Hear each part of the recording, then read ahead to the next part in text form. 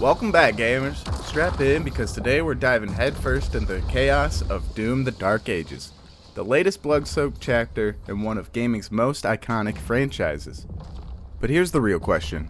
Is this prequel a badass rebirth of the Slayer saga, or did ID Software take a wrong turn back to the Middle Ages? Let's lock and load and find out. Doom: The Dark Ages drops the Slayer into a techno-medieval hellscape. Think Gothic cathedrals welded to demon engines, castles powered by lost technology, and battlefields drenched in a fusion of steel, blood, and plasma.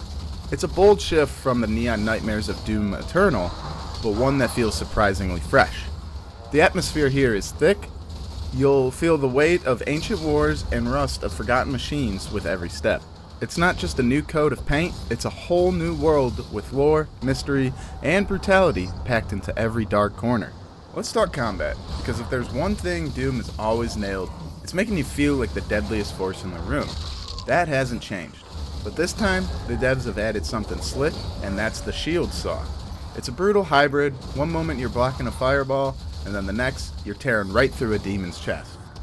Parrying has been added to the mix, and honestly, it's addicting. Once you get the timing down, it brings a rhythmic, almost dance-like flow to these battles. Parry, rip, shoot, and repeat. It's a violent poetry. The rest of the arsenal is everything that you'd expect. Devastating, chunky, and insanely fun to use. The combat shotgun is still king, but now it's joined by spike launchers, flaming gauntlets, and some seriously imaginative new tech. Every new weapon has its own upgrade tree that lets you tailor your carnage specifically. Levels are sprawling and layered. This isn't a straight line to the boss anymore. There are side paths, secrets, lore entries, and environmental puzzles that break up the bloodshed. Some puzzles actually feel clever and atmospheric, but others, they're more just like a breather between kill rooms. But sometimes, you're gonna need that breather. Traversal also gets an upgrade. The movement feels smooth and rewarding, and you'll want to explore just to see what insane arena or hidden collectibles are waiting around every corner.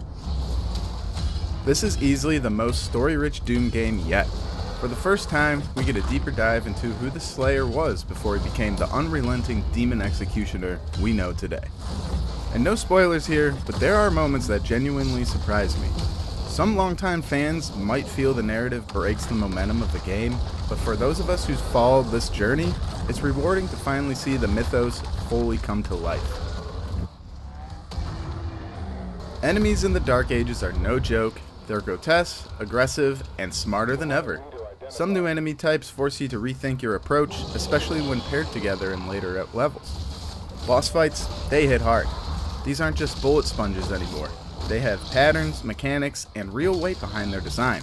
But I'll be real with you, while the fights are fun, I did wish for a little bit more of a variety. A couple of them felt like echoes of earlier encounters, and yes, the glory kills are scaled back a bit. They're still here in spirit though, but the cinematic flair that defined Doom 2016 and Eternal, that's a bit toned down now. Whether that's a pro or a con, I guess it depends what you came for, but I feel like this might be one of the only major flaws this game has. On a technical level, Doom: The Dark Ages is a beast. It runs smooth even on mid-tier hardware, and if you're on a high-end PC, you'll be grinning the whole way through. Ray tracing, DLSS 4, and ultra-fast loading times, it's a well-optimized experience that still manages to look jaw-droppingly good. So, here's the verdict. Doom: The Dark Ages might not be everyone's idea of a perfect prequel, but it's undeniably bold. It swings for the fences with new mechanics, a fresh setting, and a richer story, while still keeping that core Doom identity intact. It's not flawless whatsoever, but some of the systems, they feel slightly undercooked, and yeah, the vehicle segments, they're a bit clunky, but I don't think the game would be the same without them. But overall, this is a vicious, atmospheric, and innovative take on a beloved series. I'm giving it a solid 8.5 out of 10, and if you're a Doom fan, this is a ride that you're not going to want to miss. Thank you guys for joining me on this demon-slaying adventure through the Dark Ages. I'd love to hear your thoughts on the game, so drop them down below in the comments, and don't forget to like and subscribe if you enjoyed this review. But until next time, keep your blade sharp, your shotgun loaded, and as always, keep slaying. Clams out of here.